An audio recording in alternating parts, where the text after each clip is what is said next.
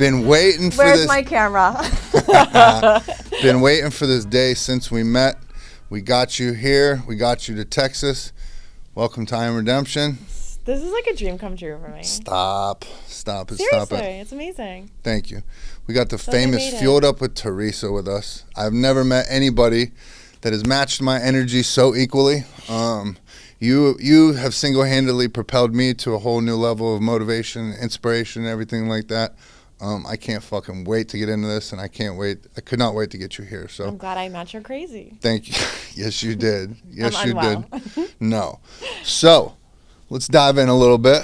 Love it. You have your own experience of your own, much like I do. And so if you would maybe just take us back a little bit, I always start off, I'll tell people my rock bottom moment. And so I always try to pick a little bit different in what it was of, what crazy vein I was shooting dope in, how I landed in prison, Scientology rehab, whatever like that. But my thing is just to get open and vulnerable to be able to, whatever my guests, to be able to make them comfortable. So if you could kind of take us back and give us a little overview of like your experience or why we clicked like we did.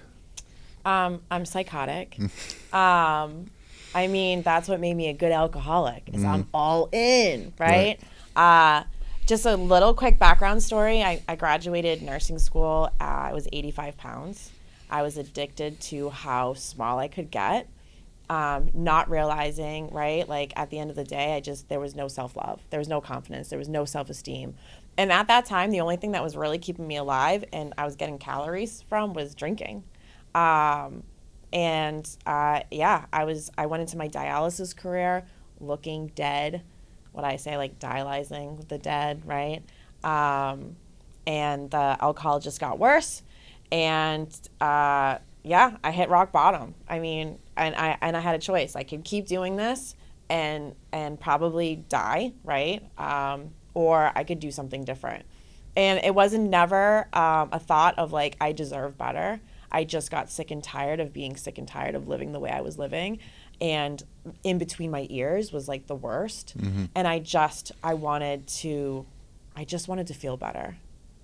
Yeah. Really. It was literally it was milestones at a time. Like I got sober, I stopped drinking in October. And I just said like, wow, I haven't had a holiday. And I had just gotten divorced the year before. So like that previous holiday season was disastrous. I got divorced a week before Christmas. And so I just was like, all right, try to get through the end of the year without drinking. And then New Year's Eve came and I didn't feel well and I was still hanging out with the same people and just like white knuckling everything and my nervous system. I was just going to these parties and bars and whatever and coming home and just crying because I just was like, what the fuck? Right. So I didn't feel good going into January. I was like, all right, get to your birthday in March. And then my birthday was a disaster with the people I was hanging out with and I didn't feel good. And I was like, all right, just get to the summer, just get to this. And then I got to a year. And honestly, like I hate to say it, but it was almost like it was never like, you got this, girl. It was like people are fucking watching you and doubting you. Again, maybe not, but this is how my mind works. Yeah. People are fucking doubting you, like, fuck them. Yep. Keep going. And I've been on this revenge tour for I'll be 8 years, October, and I've just been on this revenge tour ever since. You and me both. But I actually just started, so like my story too is very unique in the sense of I didn't go to meetings, I didn't have a sponsor, I've not done the step work until recently. So I like got a sponsor a few months ago. I really dived into like making meetings a little bit more part of my journey. And starting the step work. So I'm realizing that, as my therapist says, like, you work off of revenge and you've built like businesses and people and communities. Like, it's not that bad of a thing. You're not like lighting things on fire, but it's not good for you. Right. And I'm realizing that now. Yeah. I love it. It fires me up. Yeah, me too. But I'm tired of working that way and operating in that kind of vibration. Right. No, we definitely speak the same language, and I think there's some of it like being competitive or anything like that. It's like I tap into what I tap into that motivates me, and if I'm on my revenge tour, I got silent beefs with people or like that. It's just what keeps me going. It's what makes me willing to do what other people aren't sometimes. Yeah. It what makes me being willing to persevere through being uncomfortable and anything like that. And so I think you and I connected on social media originally like that, and your energy, everything. Number one, I've never seen a woman be able to do pull-ups like her. She puts on a fucking clinic, and she will bury most dudes in it. And oh my God, I think the amazing thing is like again, like people see this and it's, you know, I've created a lot, I've attracted a lot of new people, right? Especially with what I do. But I always want to remind people that don't really know me or don't know me from my past or whatever, like, God, this was not me. Like, right. I'll never forget, like, I met a nurse because I'm a nurse by trade. I met a nurse and she was like, oh, come work out with me at this gym. You can hook on to my personal training session. And it was like a powerlifting gym / bodybuilding / CrossFit, right? And I walked in there being like, yeah, this is going to be, like, I was nervous, but I was like, yeah, this is fine. And I remember like, the guy that owned the gym, whatever, was coaching us, he was like, all right, like, what's your background? And I was like, I do Jillian Michael videos. And he was like, you're going to die. And God, the gym was filled with these women that were like deadlifting 265 pounds or 300 pounds, right? And here I am, like maybe 100 pounds soaking wet. And I wasn't, at that time, I was still drinking a lot. I wasn't working on my eating. But God, I went all in on like the gym. Like, I just loved it. I love the community. And the funny thing is, it's not like I was excited to go. It scared the shit out of me every single time because I knew I was not a top athlete. I was bottom of the barrel athlete because I was so weak. I remember bench day. Like, I couldn't even do a 35. They had to switch the bar for the 15-pound bar and then put the regular bar for the other girls because that's how weak I was. I swung on bands, 8 bands, but I was like fucking determined to just get strong. And then I got addicted to that. It's funny, like when we were in Cali and I listened to the Hope Dealer, he said like, yeah, addiction, right, can be really bad, but you can turn addicts and alcoholics you can turn that into something powerful. I got addicted to becoming my strongest self. Right. So we already made it to Cali. Let's take it back a little bit. Yeah. Right. We're going to go back to your drinking days a little bit. I saw a picture of you recently, and that was back when you were 85 pounds. Oh my God. And so you're right. Like, I see the you of today. I see this natural physical specimen, this woman out here inspiring men, inspiring women. I don't know if I inspire men, but sure. Scare them. What did I just tell you? I follow a lot of people. I'm very tapped in with the social media shit. Very few people are able to trip that trigger for me. You did that. I saw you yoking pull-ups like it was nothing. I saw you being your authentic self, and that is my fucking language. Thank you. I appreciate that. And so to go back to that 85-pound person, you know what I'm saying? Like, what were you drinking each day? Like, how much were you drinking? Were you a binge drinker? Was this I'm waking up and drinking? Like, paint that picture for me. What did it look like? It definitely wasn't like a wake up and drinking person, unless it was like Saturday, we were getting ready for the beach, right? Like, it depended. I was very much, I don't want to say situational, but I knew how to, looking back, I knew how to manipulate the system, right? I was a nurse, so I didn't want to fuck up my nursing career. And that's the crazy thing. Like, you look at that picture I showed you, and I'm like spiraling behind the scenes, but I was fucking climbing that nursing ladder. So I would wait till after work. I knew how many hours to count to fall asleep so I wouldn't wake up hungover. I knew if it was Tuesday night at Fibbers in Beverly and it was karaoke night or whatever it was, I knew how to trade a shift so I didn't have to worry about my shift the next day, and I could stay out and drink till 2-3 o'clock in the morning. And then like the weekends I would, it depended. Like if it was nice out, we started early, I would just drink. And then like on Sundays, I remember waking up being like, oh my God, I feel so horrible. I'll never do this again. And then like you get going, you eat a greasy egg sandwich. You're like, oh, the hair of the dog. I'll just have one drink. And then all of a sudden, before I know it, it's Sunday fun day. I used to do the same thing with cocaine. Yeah. And every then day. Like, I mean, my drug of choice was alcohol, but it led to like whatever was at the party, right? Or whatever we were doing. But drinking wise for choice depended on the season, right? Like if it was Thursday, it was wine. If it was the weekends, it could be like going out and drinking beers, right? If we were, if I was going to a concert or an event and I didn't want to feel bloated and wanted to get drunk real fast, it was shots of tequila or vodka, right? I went through a vodka Red Bull phase for so long, like literally coming home after work, being just, again, it didn't matter. Like, I would have a patient die and I would drink. I have a really good day at work, I would drink. I was happy, I would drink. Celebrating something, I would drink. And for a long time, towards the end, I was drinking like Red Bull vodkas every single night, like 4 or 5 of them, and then wondering why like I couldn't sleep at night, why my anxiety was so bad.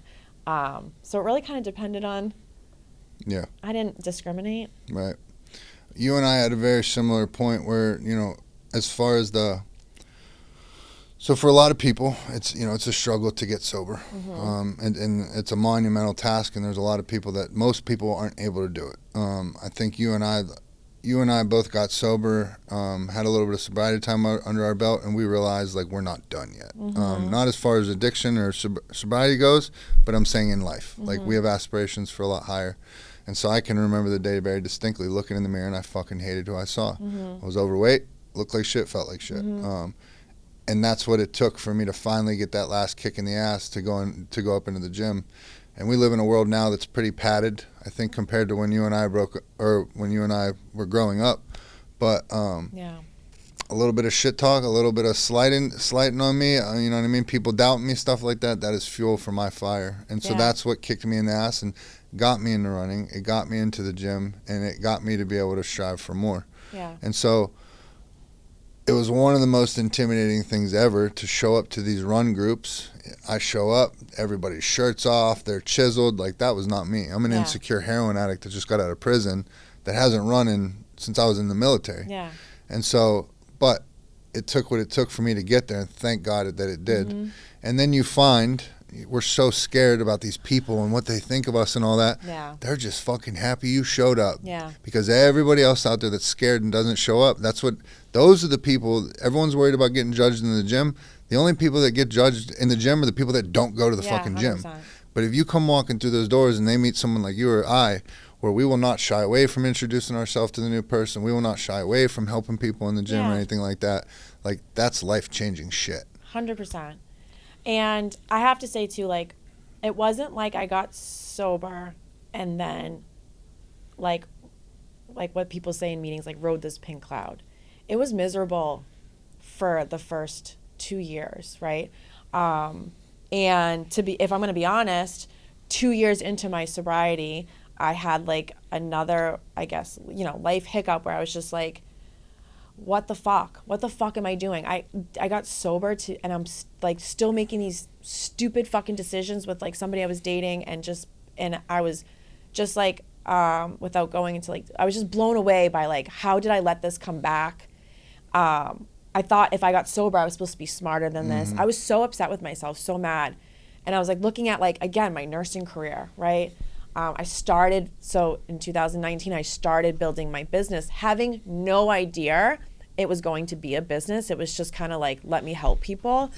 And I remember, like in the fall of 2019, I had a plan to like exit out. And my nephew called. And at that time, my nephew was like just learning to, I don't even know if I've ever told my sister the story. My nephew was just learning to like talk. And she called and she was like, hey, Brock wants to say something.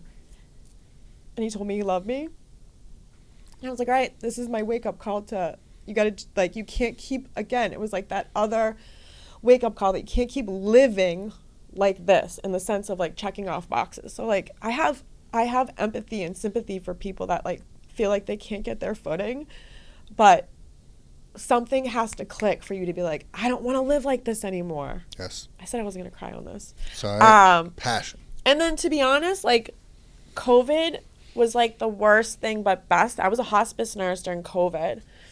And then, you know, I'm only 2 years into sobriety. My thing was like right when I first got sober, instead of, again, because I didn't know what I didn't know. I wasn't going to meetings. I wasn't tapping into anybody. I just got right into the gym. And then my addiction became around, like, I was always busy. Always at the gym, always busy, always socializing, always doing something because I didn't want to sit in my thoughts, right? So, like, COVID kind of forced a little bit of that. And, like, I had gym experiences where I would go to gyms in my town or whatever, and they weren't, you know, they weren't the most welcoming, whatever. So just like I hit that one meeting, back in 2021 when I finally decided to go to a meeting. It was the worst meeting. And then I was just like, that was my stigma. So like, hopefully people understand, like, sometimes you have to like bounce around and figure out where you land. It's not always like, just like some people's stories are relapses. It's not always clicks, but there has to be some kind of awakening with yourself that you're like, fuck this shit. And like I even said, when I, speak at home or even last night, I never got sober and said, or even, up until recently, like I've never was like, you deserve better. I always just said like, I don't want this anymore. Mm-hmm. It wasn't a deserving. No. Oh, I deserve to live. I don't deserve. I hated I was so ashamed of how bad my drinking got and things and the people I hurt and stuff like that. I never felt deserving of being sober, but like I wasn't gonna fucking live like this anymore. Right. Yeah. You heard me say it out in Cali when I was speaking, and fuck, I forgot what I was gonna say actually. Yeah, I never felt like I deserved it, but I don't know, like I would look at myself and like, ended up in prison. Yeah. I deserved that. I'd probably deserved a whole lot more than that. But when I got sober and I started pursuing different things, like I did hit that point where it was like, I'm fucking done. Like, This is not what I want for my fucking life anymore. Yeah. I can't keep doing this. It was not okay for myself. And then you through meetings and through the program and all like that, like you get some wins, but it's not, this is what I was going to say. You get some wins with it, but there's still for me, there was still an existing feeling. Yeah. Yes, I was sober, but I was just existing in life. 100%. And I needed something more than that. Yeah. It was not okay anymore. Now I forgot again where I was going to go with that. But well, I think too, just with you saying that, like, yeah, and that's when I tapped into bodybuilding, right? Like everything has its momentum, and I always tell people it's like unlocking new levels, right? Like going to this CrossFit powerlifting gym got me started, and then I dove into CrossFit, and I was addicted to CrossFit. It's very easy to get addicted to CrossFit because you got to put your name on the board. You're constantly chasing your last workout's time. It's constant, like. That's the mentality. It's right. Constantly trying to, you do Fran again, like if you're not coughing up blood more than the last time, right? Like that's, and so I loved that because it was a different addiction to chasing, instead of chasing these like negative shit, right? It was chasing, a better me, right? Right. It was, I think we both, you get so on fire to finally find something that like lights a fire up under your ass, and you're like, oh my God, I just want more of this. And so that's what it was for running with me. And then somebody posed a very tough question. They're like, well, what happens if you get injured? I was like, oh shit. Didn't really think that far. And then the deeper you get into the game is understanding like these are tools. Yeah. The gym is a tool, bodybuilding is a tool, running is a tool, the program is a tool, they're all tools. And now when I reach problems in life, I know I have tools that I'm equipped to deal with these problems. Yes. But what nobody talks about, and what I love about our group and everything like that, is it is on you to build a life. 100%. You can exist sober all you want. If you want happiness, if you want fulfillment, if you want to push yourself, overcome adversity, all that shit, it's on you to go do it. Yeah. And so we tapped into the gym community. We tapped into the running community. We tapped into the community that we're building. Yeah. And that shit, I need that. Yeah. There's a lot of regular, normal people that are okay with going to work every day. They clock in, they clock out, they go home. That's just not me. Like, I need hungry people around me. I need people with that same energy. Yeah. And so it's like we get a part of it, and it is fucking transformative to say the least. Yeah, we all need to be inspired. We all need, I don't spray, I tell this to everybody. I'm not spraying rainbows and sunshine on my ass every day, right? Mm-hmm. Like, I need to be inspired too. But I also make sure I put myself in rooms where I am inspired. I don't want to be the smartest person. I don't want to be the strongest person. I want to chase that, right? And that's the power that you can create by showing up and plugging yourself into this. That's why I tell the girls all the time, like, I'm so fucking tired of people like, I don't have time, this, that, and their mental health is dwindling and they have no fucking coping skills and they're constantly starting and stopping. It's like, God, if you just found the power of just plugging in your earphones, telling the world to fuck off and lifting heavy, I'm telling you, you'll get the body you want, you'll get the mental health that you want, you'll get the coping skills that you want, you'll get the boundaries, the bad bitch energy. Like, your life will change, but you have to tap into it. You have to show up to these places. I remember, so I don't pick resolutions for the year. I pick a word now for the year because my dog died unexpectedly, and I was like, well, fuck these resolutions, right? But if I have a word, I can still figure out how am I living towards this word, right? Love that. And that just gives that. So one year, I'll never forget. I wanted. I think I said connection was my word. And I was just tapping into like, I wonder what this business can do. I need to start if I want to be a businesswoman, I need to surround myself by business women. So guess what I fucking did? I signed up for women entrepreneur things at home. And it led me to this woman that I love and I became friends with. And she owns Marie. She owns a very successful, first organic spa in Newbury Street, very successful. And she just showed me so many things. I met so many great women. I've been able to connect to so many. And it's like, wow, you can use that as power, right? Like comparison is the thief of joy. You can be inspired, or you can compare and drown yourself and constantly wish things were better, or you can make things better, right? Like, I think I get so fired up, and sometimes I get what people say, passionate or aggressive, is because I see a lot of my old self in people, and I'm like, don't do what I did. Like, don't do what I did. Don't wait for it, right? But I have to look back and also be proud that, like, God, I did pull myself out of a lot of fucking dark holes. I did do a lot of things. I mean, I had friends when I was building certain classes or communities or, whatever, trying to believe in myself at the gym, that like would remind me, like, remember you were like the girl with the eating disorder, remember you were the drunk, remember you did this at a party. And I'm like, I'm not even that fucking person anymore. And I had to let those people go. And if I didn't let those people go, I wouldn't have made room to put myself in these other fucking places. Right? It's like, you got to make hard choices. You got to show up for yourself. 100%. One of my favorite things about doing this show now is being able to tell my guests what bad motherfuckers they are. Because I'm here for it. Not everybody just gets to sit in these chairs. I don't have everybody here, but I've taken a look back at some of the people and all the guests that I've had on there, and like, I'll put my guest list up against anybody. I have some bad motherfuckers on this show. Yeah, you do. You've taken it to another level.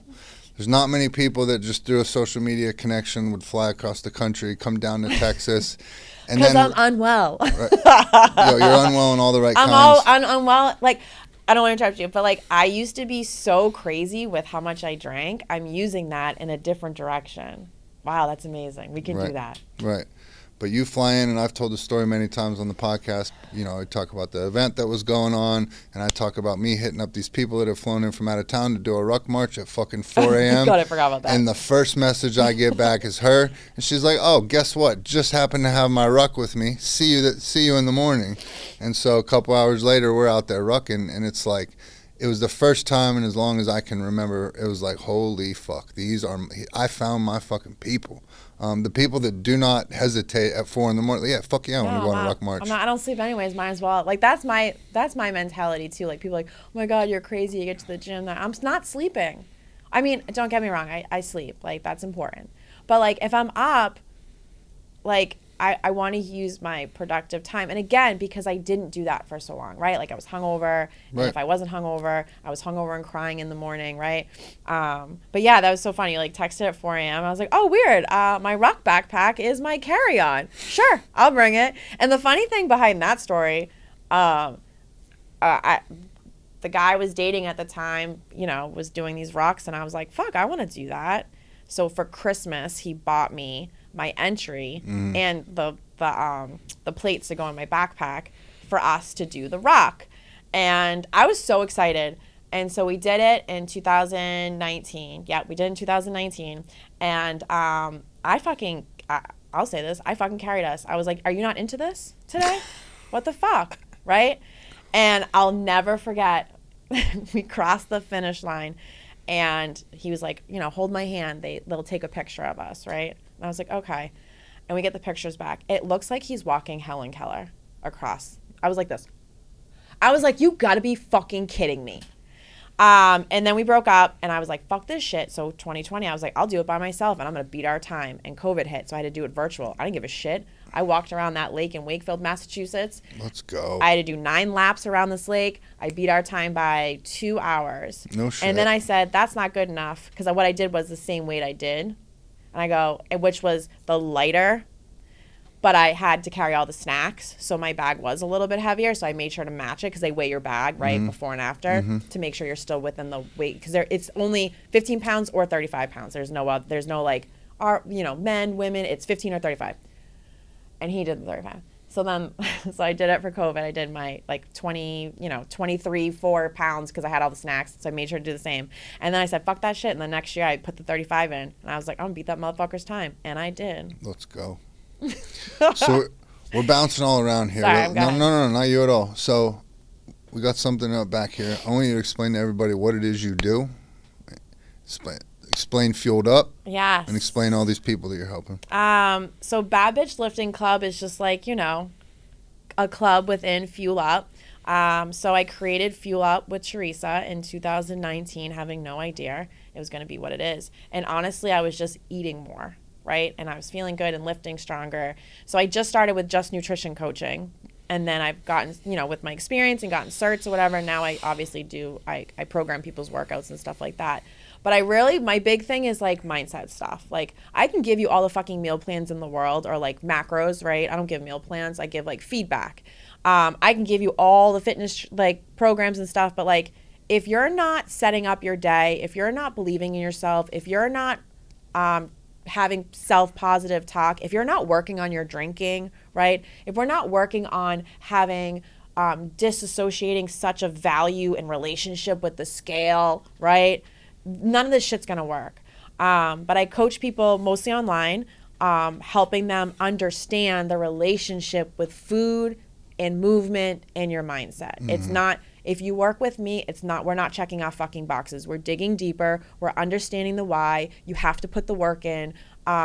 It isn't a check off. It isn't a 6-week challenge. I want people to have lifelong tools in their toolbox. I want people to have that balance to be able, like summer's coming up.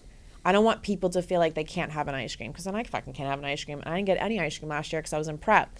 So like, I want people to feel successful in that. I want people to be able, who are my busy moms that have to travel, to be able to pause for a minute and say, what does my body need? How do I go to the store and navigate the store to make sure what I have, versus constantly winging it and feeling like shit. And then everybody's blaming their hormones. No, your hormones are fucked up because you're fucked up. Like you're, you know what I mean? So, but my biggest thing too is just like, I'm not out here giving participation awards. Like I don't want to mix that up, but people need cheerleaders in their corner. People need to believe that somebody believes in them, that like, I see your potential. The best transformations I get obviously are the transformation pics. And like when the girl's like, oh, the scale's up a little bit, I'm like, send me a progress pic. I'm like, bitch, do you see your fucking back muscles? No wonder the scale's up. Your ass is bigger, right? But I also love the girls. I have so many girls, even this morning, because it's check-in day, that are, God, they're like virtually flipping desks at work and asking for more money. They're having hard conversations with their husbands, asking for support, so not the only ones taking care of their children. They're setting boundaries at work. They like girls that have had gym fear are going into the gym and working on themselves. God, I have girls that won't even get in front of a mirror, right? And they're doing that, and they're seeing their progress. Valuing that this is a journey and it's not about perfection, right? I have some women that come to me, and they come to me to work on their nutrition and fitness, but they know they're drinking too much, right? So we're working on the drinking part of it too. That's the shit I love. Yeah. That's the shit I love. Right. And because that's the things that matter to you. So you're able to passionately relay that to other people. Even too, Kathy, right? Kathy's my long-term client. She's been with me forever. God, she has, and she tells her story, right? God, when she first met me and stuff, she was terrified to come to the gym. She cried outside the car for like a half hour. This bitch, she was like, and I have to say, the redemption challenge is keeping her on track, because it's always I mean, even for me too, like we flew in from California and I was like, fuck, I gotta get to the gym. Today's a workout day. Kathy she's a busy bitch. She's a bad bitch. She's a cardiac nurse. And, she could have skipped her workout and she's been going to the gym at 7 o'clock at night. The fact that she goes in the gym and works out by herself is fucking huge. That's what I don't care how much she weighs. I'm seeing her progress. Right. She's making huge progress. But her energy is different. Her confidence is different. She inspires other people. That's part of this too, is like, I love when women message me and they're like, oh my God, I'll never forget. Like one of the women's like, she was having a bad day. Me and her had this beautiful conversation. She went to go pick up her kids from school. A mom was having a bad day. And because of our conversation, she was able to ripple out and support somebody else. And she came back and told me that. And I was like, fuck yeah. That's what this is about. Yep. Like supporting each other, rising together. Yeah. Yeah.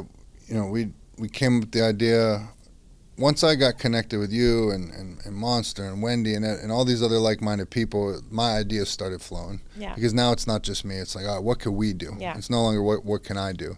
And so it's like I didn't realize how much I needed that. And so you guys put this battery on my back. And so come up with the idea for Redemption Crew 60 like that. And it was just perfect.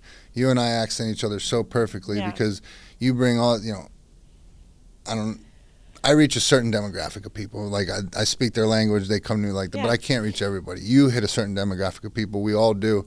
But to watch some of these women that you've been working with, and then for what we're doing over here on this side, to be able to accent that so well and be able to level them up to another level about staying consistent, starting to drink water, all these things. For those that don't know, we're doing the Redemption Crew 60 right now. Yeah. It's an hour of intentful exercise. It's 20 minutes of cardio per day. We meet you where you're at. We're not trying to make you into fitness all-stars if you're not there, but we do want to push you. Walking. So yeah, if your cardio is walking, cool. We're good with it. A gallon of water a day, 3 gratitude texts a day, and then 10 minutes of mindset work, whether that's prayer, meditation, breath work. But we presented the challenge, and the water intake was the big one for everybody. I saw so many people get so nervous about the water, and I was like, really? For me, water is always the place where I start when I'm training somebody. It's like, we make small lasting changes, getting people to understand, like, most everybody, especially as we get older, we stop drinking water a couple hours before we go to bed. Then you wake up. First thing most people do is go for the coffee, dehydrate you even more. So we wonder why we feel like shit throughout the day. Like you're starting every day dehydrated.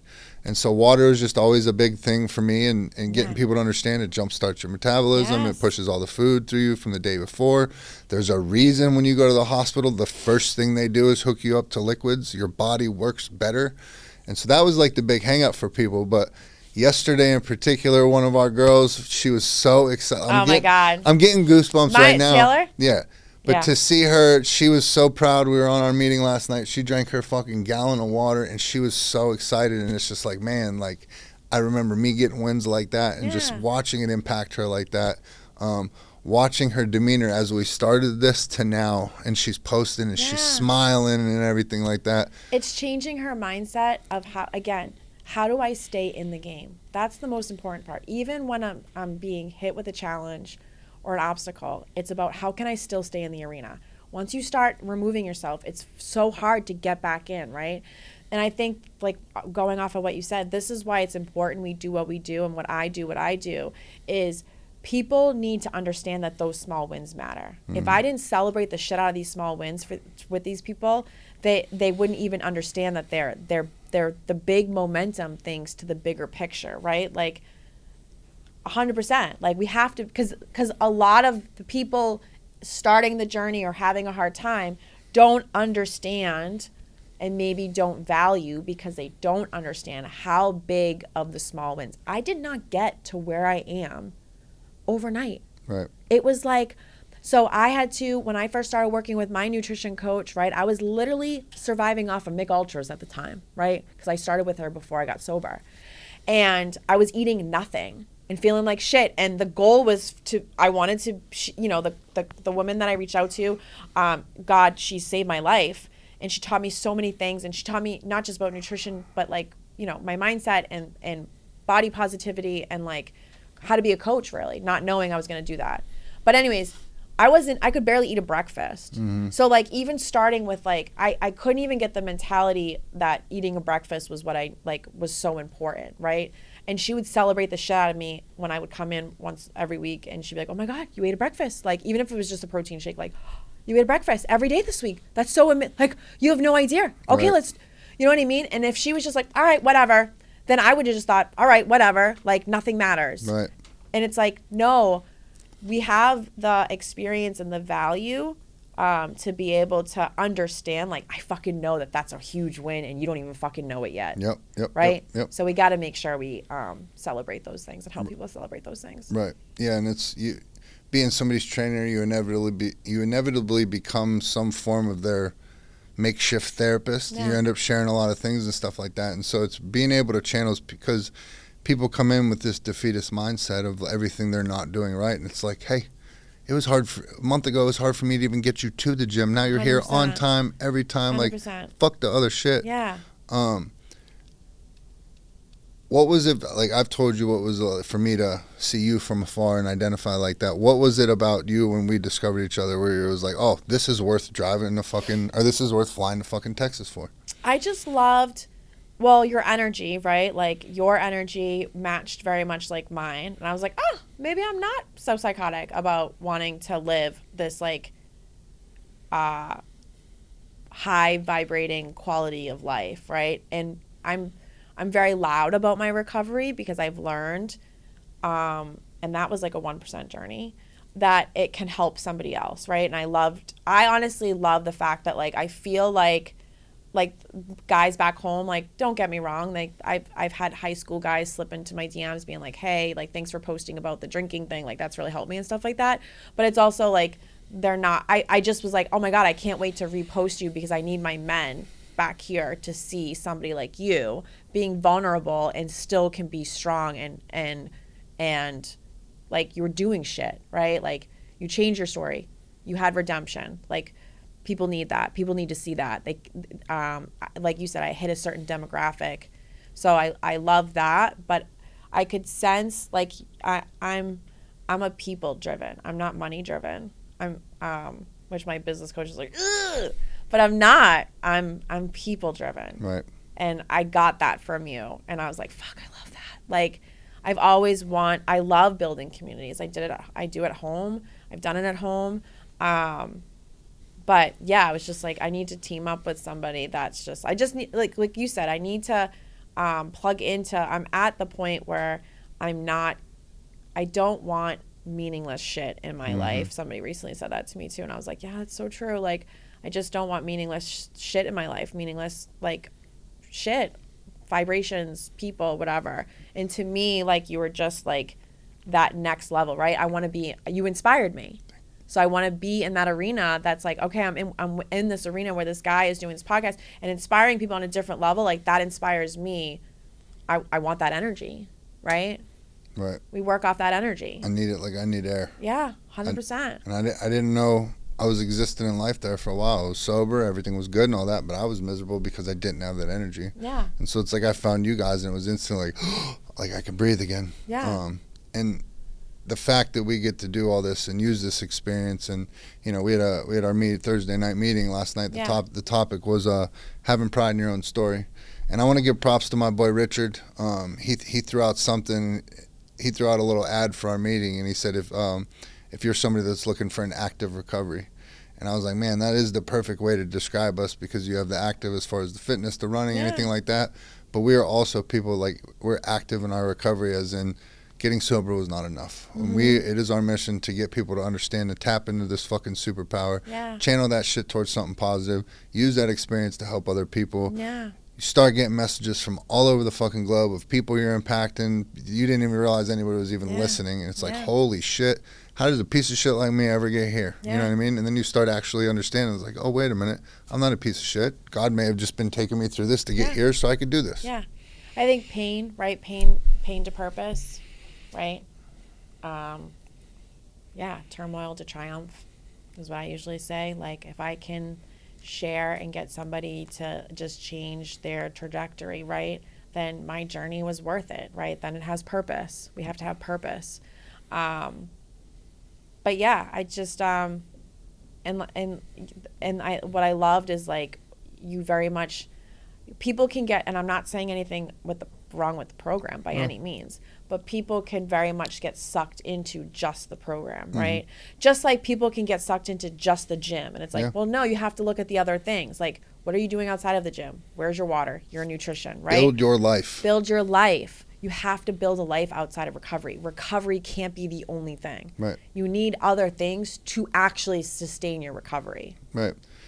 I was talking about something with somebody, and they were talking about like the size of worlds, right? And they were saying like your world's big, and I think when you first start off in recovery, your world is very, very small, and so it should be your foundation. It should be recovery, but then you understand as you start going there, and it's like, all right, this is good. I'm solid right here, and then it's like, all right, let me build on this. And nobody ever talks about, because there's this concept of like, if you miss, or meeting makers make it and all that stuff, which it's all valid. It's all very true. Yeah. But nobody ever talks about the outside stuff. It's like you get out of treatment, it's like, all right, got to get the job. Yeah. I'm lonely. Got to get the girlfriend. You got to get the boyfriend, whatever like that. These are normal life things that you want. But none of this was okay for me before to ever stay sober. So how am I just going to go back to this? Oh, and meetings, and I'm going to be good now. You might be sober, but you're fucking miserable. Yeah. There's a lot of people I see that are 10 years sober with a Monster and a rock star in their hand with a cigarette hanging out of their mouth, and do they help people in the meeting? Yeah, but like you hear them talk, and it's like it's very different from somebody that's active in their life, around the active community, fucking on fire talking about shit, where it's like, that's the life I want to lead. Those are the people I look at, and it's like, I want what they have. Yeah. And so the fact that we could be here and do that and use that to help people, let's go. Yeah, 100%. Quality of life. So one thing I wanted to talk with you about that I think would be beneficial is, do you have any gym bloopers? Because everybody's so scared to go into the gym. Everybody's so scared to look stupid. But I've spent so much time in the gym over years, you will inevitably do something dumb. And 100%. Do you know how many times I've tried to do cable crunches with the half Bosey ball, and the cable was too heavy, and I've literally flipped over it and then got back, stuck. Feet up. Yeah, 100%. And I'm like, you ain't fucking kidding me. The hottest guy in the gym over here is watching me act like an idiot. I didn't realize. I was like, you guys, I don't remember who it was. I was like, everybody at the gym. I was using the lateral raises backwards, right? And people saw, I'm like, you guys didn't say a fucking thing. So what, you were sitting outwards? I was facing people do that. I know. People say it hits better when they do it because it angles your arms different. That. Oh my God. I mean, I failed reps before, right? Like I failed deadlifts before at the gym, or heavy, if I was like doing heavy cleans and stuff like that. Shoulder presses, I failed. I've tripped over things. I've used machines incorrectly. I've done it all. And again, old me, right? I would give a shit.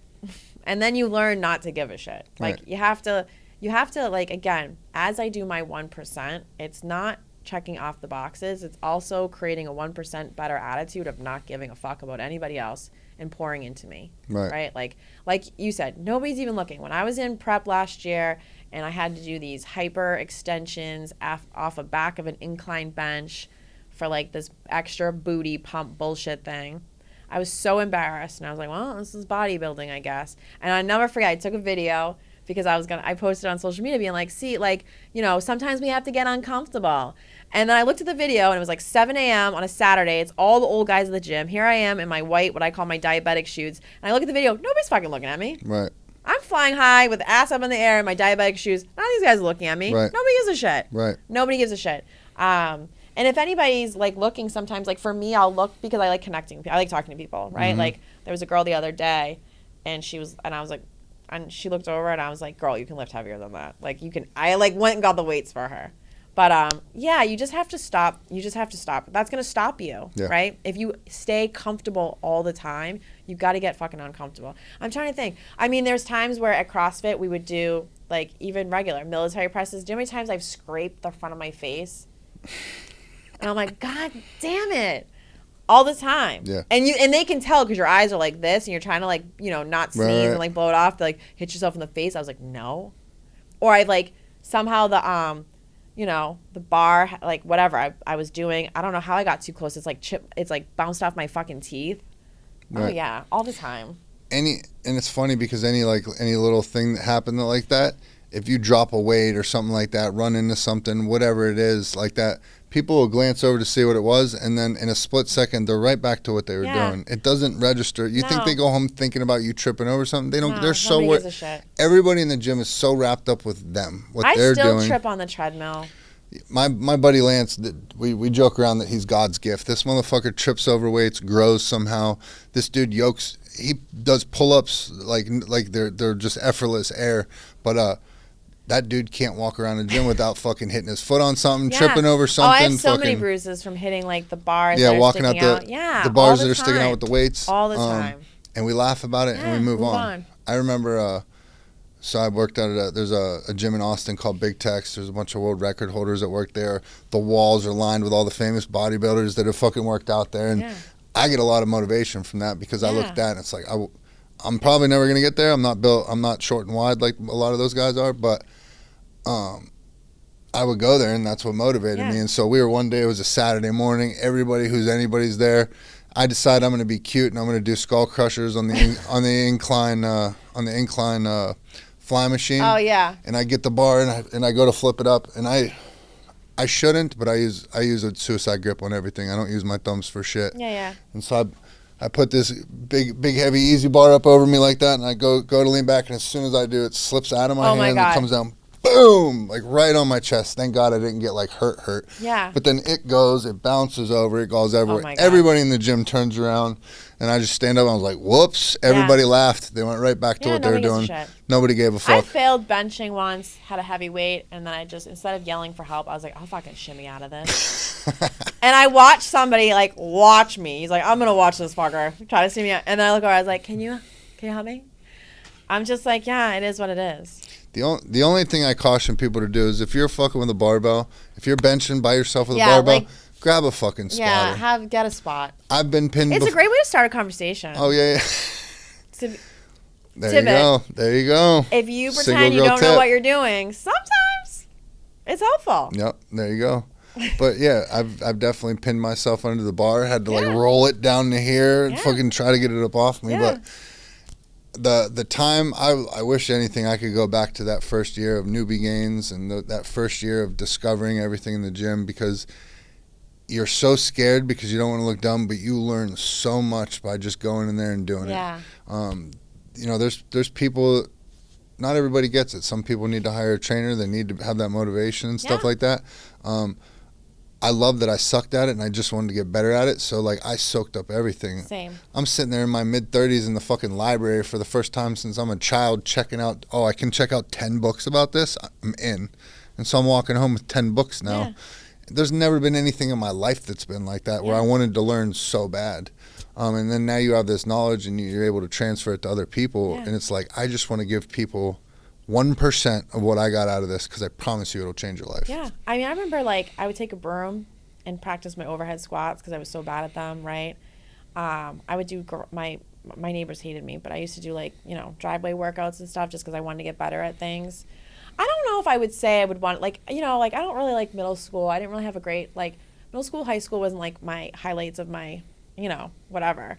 I don't know if I would want to go back to like the beginning of my gym career just because I remember being so scared, right? And just, but at the same time, that's what built me, right? I got uncomfortable, but I love that I mean, I don't get as many PRs as I do anymore, right? Like in the beginning, you're like PRing all the time, like fucking run with that. Right. Now that I've been doing this for a little bit longer, like it's harder to get PRs. It's still fun. Like you know, I've been working the same goddamn shoulder presses for like a year, but it's still fun. I think that's what you have to chase is like you're getting stronger. Like again, if you focus on how strong can I get, that is so much fucking fun. Yeah, for sure.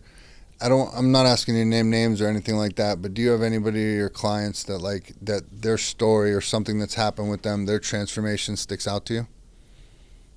I have to say Kathy. Oh, she named the name. Yeah. Kathy. So what was hers? Kathy came to me when I worked over at this other gym, and she came to me for Just Nutrition, and I remember she came in to meet me, and she just was terrified to even walk in, right? And I was like, well, she just wanted to do nutrition. I was like, what about, and I was starting my personal training. I was like, well, what about personal training, right? And I knew she needed it. And she's like, I'm just not ready to do that yet. I'm like, okay. And so we did nutrition for a little while. And then she was like, all right, I think I'm ready for the personal training part. I'm like, okay.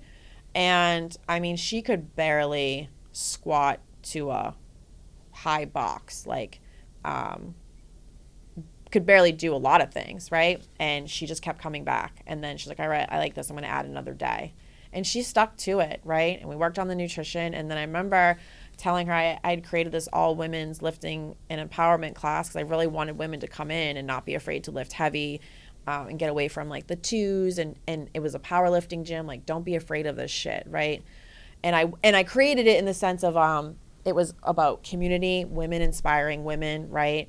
But also like mindset things. Like, you know, I would always end the class with like asking people like, why are you a bad bitch? Or like, go kick Market Basket in the dick. Like, just like, again, it's not checking off boxes. Anyways, so I kept telling her, come to the class. And she didn't want to come. And then finally one day she was like, all right, I'm going to come.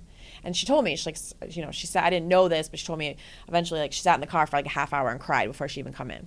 I was so excited she came in, and I had to program things a little separately for her because of her limitations, but I never made her feel like she wasn't a part of the class. But I'll never forget, we end up going down, because I break it up in sections, we go down, and she was doing shoulder presses and in the mirror, and she had a hard time looking in the mirror. And I was like, look at you, bad bitch. And I was like, and you said you didn't want to come here. How happy are you now? I forget how I worded it. Like, what's your thoughts now? And she just started crying. And she's like, I wish I did this sooner, right? And she's had this confidence in her, and she's lost a shit ton of weight. But she has a healthier relationship with herself. She's the one that texted me that she fit into a Reebok bra the other day, right? She's killing it. I had another woman that was heavier set. Her and her wife came to me for personal training, and you know, her wife signed them on, and then, like, you know, it took a little while for her to come in, but she did. And I mean, she walked from the parking lot into the weight, like the, you know, the seats in the gym, whatever, and she had to stop to like catch her breath. Like, that's how bad it was. And I just kept telling her, I know this is hard, but I promise you it's going to pay off. Just keep showing up. And she had a hard time staying in it. Like, anything that took her out, she would go with it, right? But when she did come in, she would work hard. And I could see she was like, she kept being like, I hate it here. I just want you to know, like, I love you, but I hate it here. And so I just one day was like, you got to figure out your fucking why. Like, what is your why? You don't have to come here, right? But what is your why? She wanted to get back to her. She was a nurse, and she wanted to get back to her nursing career, but she knew she couldn't. Like, she can't even walk. She can't take care of patients. And I was like, that's a great why. Remember that. And I gave her some mindset things, like the daily, like, set your goals, set your intentions, all the things. Like, don't be fearful coming in here thinking I'm going to murder you. Anyways, she kept coming back. We got stronger, and then it's celebrating the little wins. She couldn't put the Brita away in the fridge, right? She loved travel. She couldn't travel alone because her wife's schedule was so busy. She could only schedule, you know, because she couldn't walk the terminal. She couldn't put her bag up, right? And once she started seeing the little things, like, I go, do you notice you're not sitting when you walk in here? And I'm not doing it just for, you know, whatever. I was literally like, how fucking amazing. And she's like, oh my God, you're right.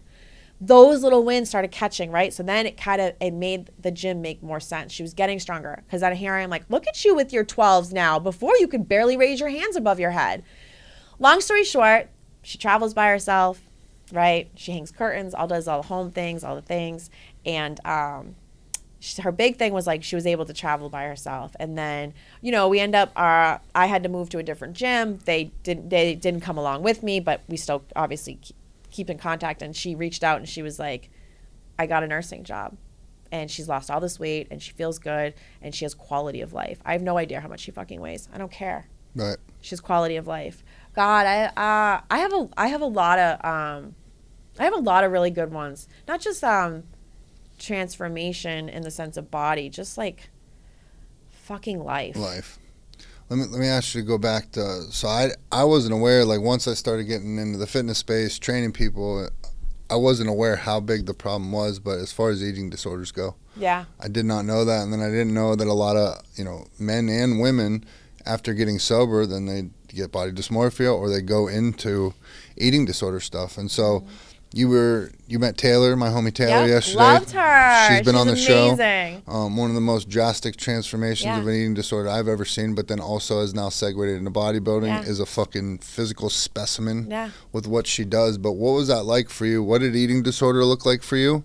And then how was that once you started getting into the fitness space and actually having to track macros and kind of get pretty militant about what you're eating? How were you able to make that transition? It was really hard for me. So like I said, that's what was great about my coach, and that's how I coach, is like I have to meet people where they're at and also talk them off that ledge of like, no, it's okay, we're here. So like, again, when I first worked with my nutrition coach, she's like, all right, you need to start tracking, right? And I would start tracking. I'm like, oh shit, no. Like you start seeing all the calories, right? I was only focusing on calories. I was adding up. I would stop eating, right? So then she was like, just write it down. Because again, it's data for her to be able to give me feedback on how to make it better. So I would write it down. I'm like, oh shit, no, I'm watching, right? All the lines are being filled up with all the food. I'm like, no, I can't do this. Like I would stop. So I ended up, what worked for me was like, I had to write something on a page, like I had to, and then turn the page. So like every food I ate was on a different page. So I couldn't see it. And then it was just like, then that built a healthier relationship of like, oh, I feel better. Oh, I'm actually getting stronger. Oh, my body's actually changing. That I could have a better relationship. Or at least what I thought would have a better relationship. I got sober, right? And then I was very addicted in a non-healthy way to tracking. I would track ketchup, mustard, right? But at that time, I was also in my life again, that was the first 2 years of me getting sober. I did not feel good about myself. I was dating somebody who I knew was cheating on me. And I was doing 2-a-days because he was the coach at the gym and I wanted to keep eyes on him. And my God, I was driving I remember everybody was like, you're a maniac in these workouts. I was like, if I don't hit this PR, then he's not going to love me. He's not going to see my worth. I drove myself fucking crazy for a very long time. Again, when COVID happened, I had to be by myself and I started bodybuilding. That's when it became focusing more on strength versus like this external bullshit thing. Mm-hmm. I have to say, my body dysmorphia has not been, it's better, but it's still just like with my sobriety, it's still a daily battle. Mm-hmm. I cope better. I did my first bodybuilding shows last year, and that brought, that's why I ended up starting going to meetings, to be honest. That brought up a lot of unresolved body dysmorphia stuff. And now coming out of it and being in this year and being in a structured actual muscle building thing, it's been very difficult because I teach people not to associate so much with the scale, right? But it's data. I have to give my data to my own coaches. And I jumped on the scale like a month ago. I was like, oh my God, I haven't seen this weight since I was drinking in college and eating nachos. Like, oh my God, right? My clothes were not fitting. And then what's great is I have an amazing coach that was able to be like, this is normal, right? We're building. Like, no, you're not supposed to fit into clothes from prep. You need other clothes for off season, which I was talking to Taylor about. She's like, yeah, girl. And I was like, I didn't fucking know this. These jeans are a bigger size than I would normally wear. And instantly my body dysmorphia was better because I was not squeezing myself into things. But again, too, looking back, my clients will say even too, like I drove everybody crazy last year because I didn't feel lean enough. Mm-hmm. I didn't feel good enough. I thought I was winning these shows because the judges heard my story. Kind of like, oh, they felt bad for me. The big wigs didn't show up today. Like literally that's where I was at. I was proud. I was doing it.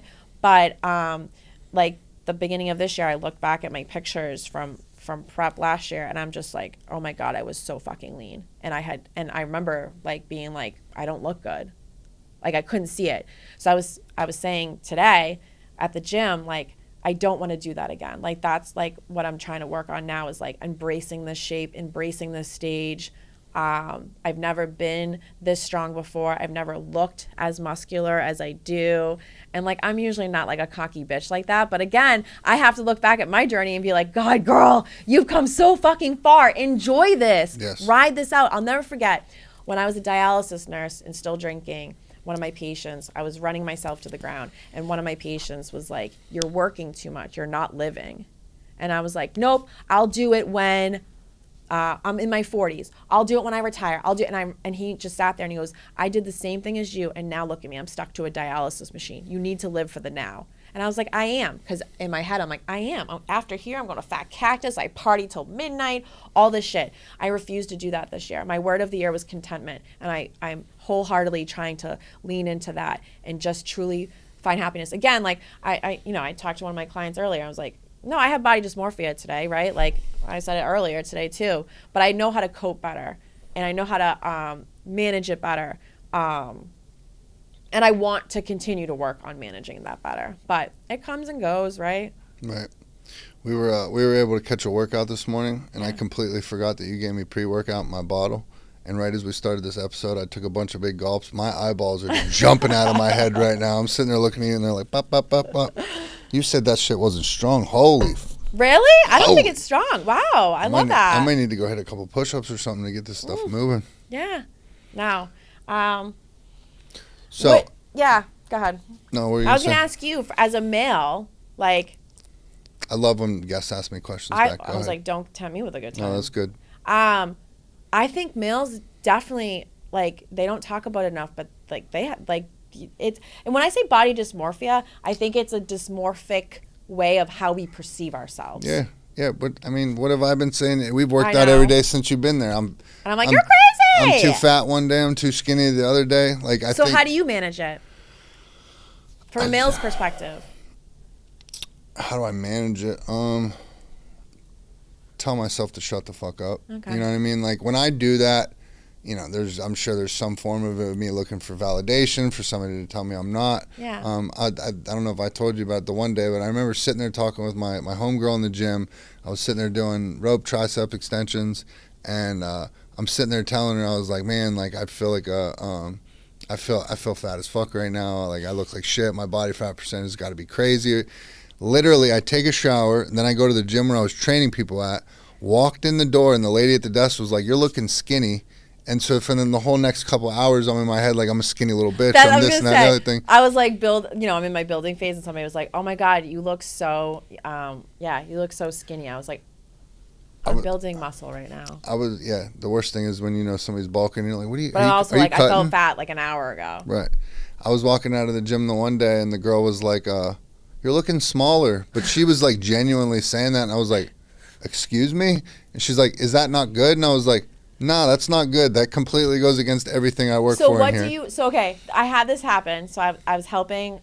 I'll say it. I don't know if we're doing a good job of trying to sell the fitness lifestyle to people. We're also crazy as fuck. Yeah, no, I think this is fine.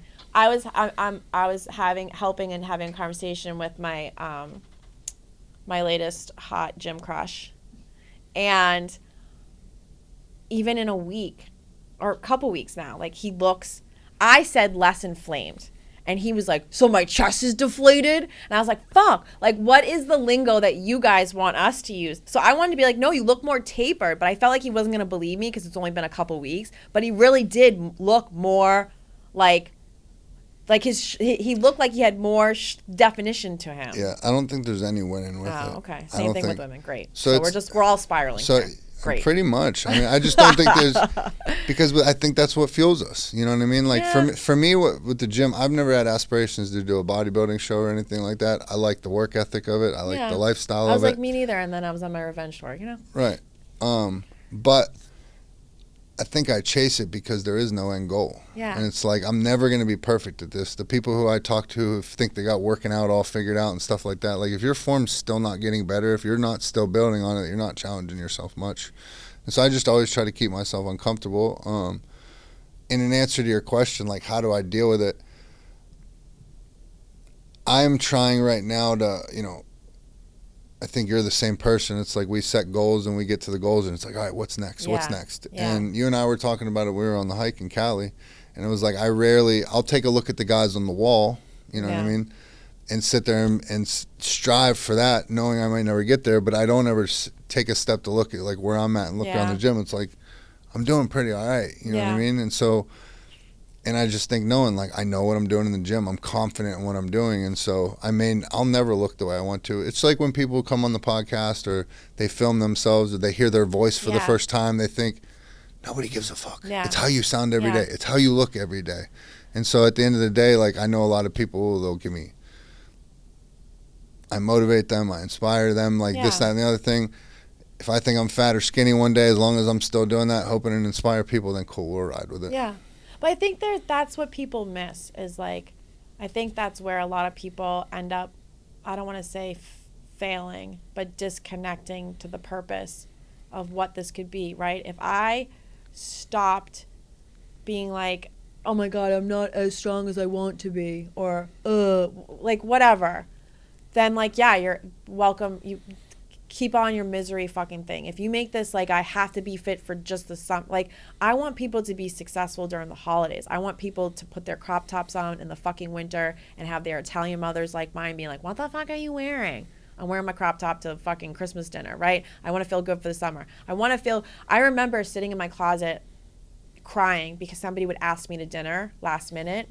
And I would instant anxiety because I'm like, oh, I didn't go get something to wear that was going to fit because I had nothing. It didn't matter. Nothing fit me. I didn't feel good. As soon as I started just being like, how much stronger can I continue to get? I was saying it today, like, I'm on the road for 300 hip thrust and then I'm on the road for 350. Mm-hmm. Like, you know what I mean? Like, that's fucking fun. And then guess what? It makes the food fun. Oh, guess what? I can have a little bit more freedom with my food because I'm chasing strong. Guess what? I actually look and feel better than I did when I was trying to diet and be my smallest, right? But I think within that, I have to catch myself and remind myself how far I've come, right? And I think what's amazing is when we do have a community of people that also value that. It's not that I'm looking for validation from, say, like the Redemption crew. It's just nice to be able to organically be able to cheer you on, and I get that same back. Right, and you know where it's coming from. You know it's yes. legit. When I was growing up, I was all about the clothes that I wore. You know what I mean? It had to be Tommy Hilfiger, had to be this, name brand this. Until I got in shape, I never realized how worthless all that stuff was to me. Yeah. Because if you get in shape, you can make a fucking Walmart t-shirt look good. 100%. It doesn't fucking matter. It doesn't matter whose name's on your clothes or anything like that. I will go to a thrift store and buy a couple t-shirts and people are like, where did you get that? That shit doesn't matter. That shit is meaningless. Like, you wear your body every day. 100%. Invest in your fucking body. Yeah. Invest in the food that you're putting into your body. Like, a big part of what I do, what you do, is being able to use our experience to fill other people's cups. Yeah. I can't do that day in and day out if I don't fill my own cup. Correct. And so that's why the gym is my non-negotiable. That is what I do every day. Going for runs, tapping in with that community. I need that. I need energy like yours around me. Yeah. This is why I'm guilt tripping you on the daily to move to fucking Texas. We're positive down here. 100%. You negative people are up in Boston are tripping. If you have the fucking opportunity to be around unnecessary inflammation. I don't know. It's so inspirational to sit back and watch you work and watch what you do. Thanks. And lean in. The harder you lean into being you, the harder I cheer you on, because I watch the women that you're impacting. And I'm telling you, like, I'm not easily inspired, and you inspire the fuck out of me. Thanks for saying that. And that's all I want to do, is inspire another woman to just believe in herself, and just, like, it's a journey. I'm not saying that to be, you know, like, oh, it's a journey. It's going to take forever. It's a fucking journey. This embrace it. Fucking embrace it. I mean, a lot of people, we talk with addicts and everybody in life, but this world now is about immediate gratification. 100%. All I know is anything I got immediately, I never valued. 100%. Anything I was given, I never valued. We don't get that in recovery. I worked to run a 100-mile race. I worked to go to the gym every day and stuff like that. And that's why it is so fucking valuable to me. That is why I take it so serious. That is why I've dove my life into this shit. Yeah. Now we'll fast forward, and I want to talk about Redemption Crew real quick. Yeah. Us going out to California. Yeah. So from in this little time, we met during the event. We bonded over that. And within a couple months, now we're rolling out as a fucking crew out to fucking LA to do our thing. People knew who we were when we got out there and shit like that. What has that experience been like for you? Oh, it's just, it gives me fuel to my fire. It inspires me. It lets me tap into something bigger and you know, bigger, right? Like I have aspirations to be able to inspire more people right? And we don't do that alone. Like it makes a difference when you're with a pack of people, right? But I think it's been great too, just because, you know, we've been able to support each other, right? And everybody has their own mission, whether it's within themselves, whether it's with business, whether it's, you know, to attract more people on social media for whatever that, you know, and we've been able to like genuinely support each other, right? But I think I want to be able to do things with amazing people, with amazing energy, right? Like I love that we got to go to California and do the, you know, the Dopey Land podcast thing together, and to do the hike together. And then to do Sunday night together, right? And cheer Mike on as he was performing, and get to watch you speak, which was amazing, right? And I got to talk to other people. It just makes a difference when you do it with good energy, right? Energy is everything. Right. And then to have this extended family, so even if I feel like I'm in this journey alone back in Boston, I'm not. I have my family in California and Austin. And I think that's just, it's powerful it's power in numbers. Right. And I'm telling, you know, people, I'm sure you get this too, but I'll ask somebody to go for a run or go for a lift, and they get intimidated. They're like, I can't keep up with you. It's like, I'm not saying we're going to do my training or whatever. I want to run with you. I want to work out with you. Yeah. And so I don't ever want people to think we're a workout group or we're this or that.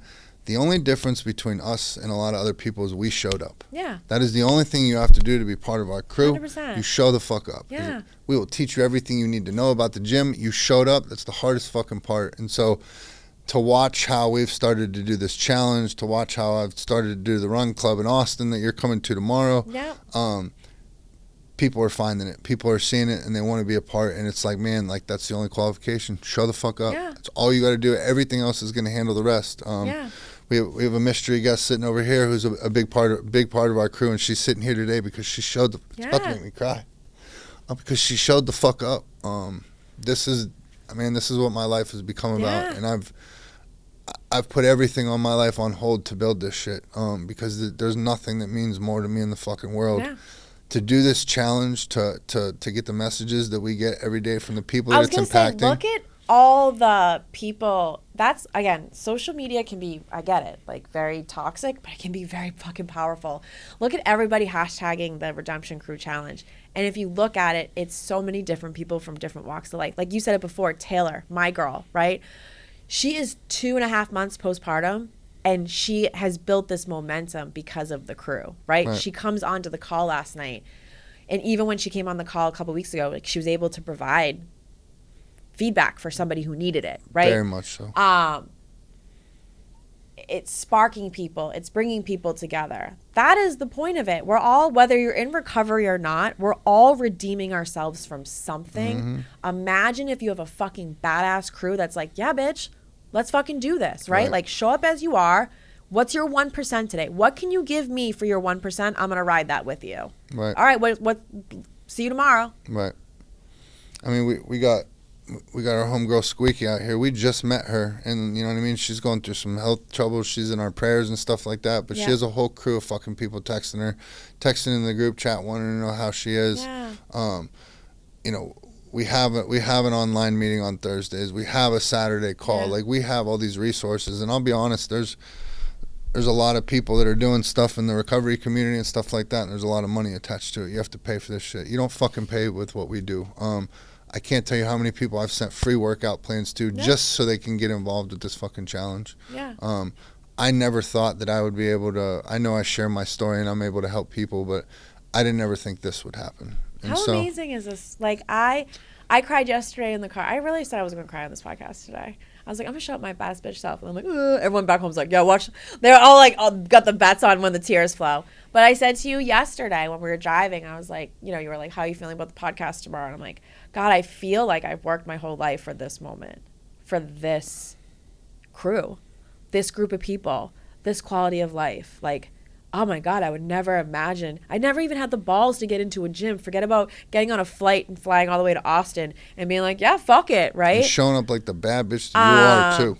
And connecting with so many people and stuff like that. But like, yeah, you have something very special, and you have a lot to be proud of, because if you didn't get your shit together and then find purpose in your pain, then it wouldn't have opened the doors for so many of other people. And that's something to be very proud of. And I'm grateful to be here. Damn it, it made me cry. Fuck. Is this the only podcast you cried on? Yeah. Oh my God, I love it! I don't think I've ever cried on a podcast. I've said it before, but this is the best time of my life right now. 100%. And it's because of you guys. Yeah. So thank you. I think it just, right? This is redemption. Love you, girl. Yeah, I love you so much. God damn. Holy shit, man. Yeah, I don't know. I don't even have words. I think too, like I always tell people, like I never want somebody to hit a rock bottom the way I did. But God, when you hit that rock bottom, and you can lean into like what your life could have been if you didn't get your shit together. I have so much gratitude for like stupid shit, right? I have so much gratitude for good people, because I surrounded myself with such fucking terrible people for so long, but myself. But at the end of the day, oh my God, I hated being around myself. And now that I have this love for myself, I attract so many beautiful fucking strong people. And again, we're not blowing rainbows and sunshine out our ass, but we're keeping it honest and we're keeping it moving. Yeah. That's the big part of it, is like I want to inspire somebody to keep fucking going. It hurts my heart to see these people be like, yeah, you know what? This isn't working for me. I'm like, what do you mean this isn't working for you? Working on yourself isn't working for you? And then I take on so much of that feeling like a failure, that I'm not doing enough, but everybody has to see it for themselves.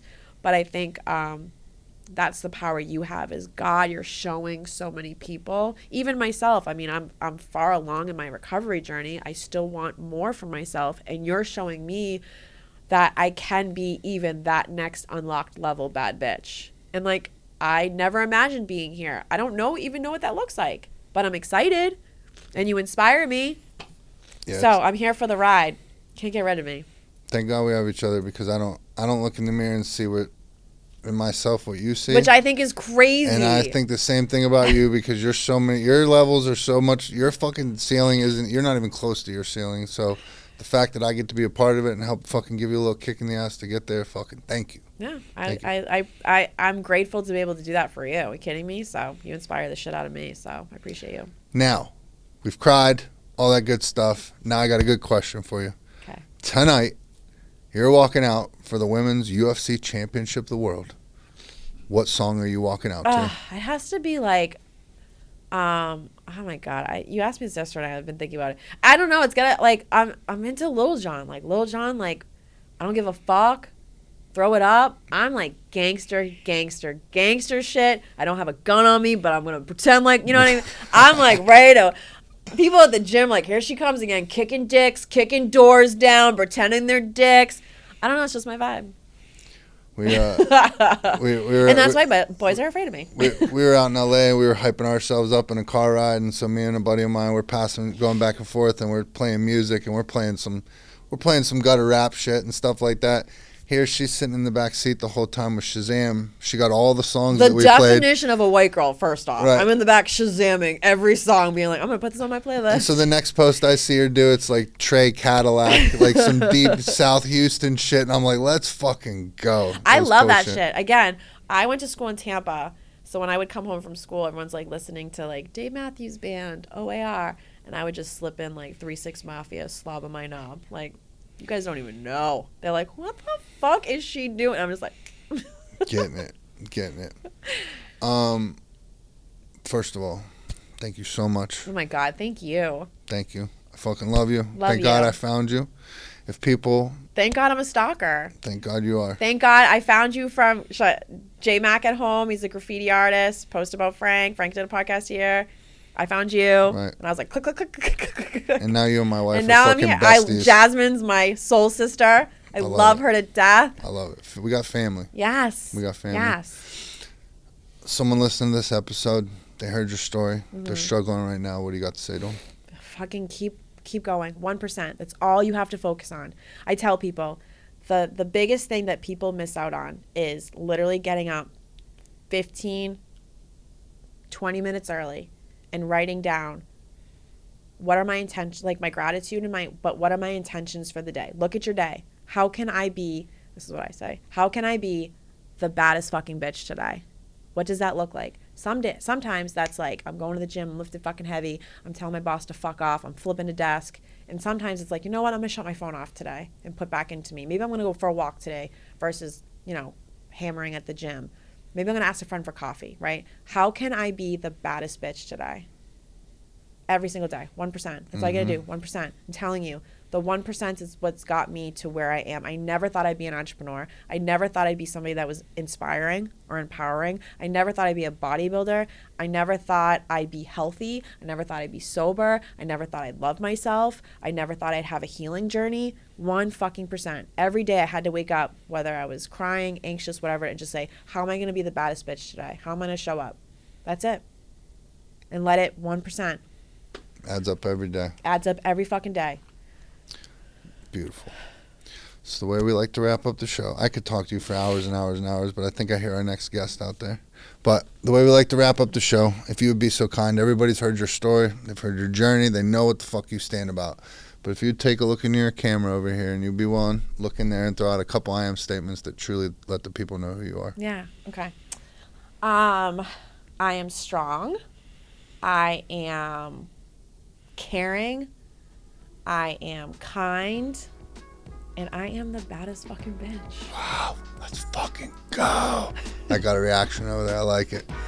Theresa, I love you. My sister. Thank you. Can't wait to do it again. Can't wait. All right. Thank you.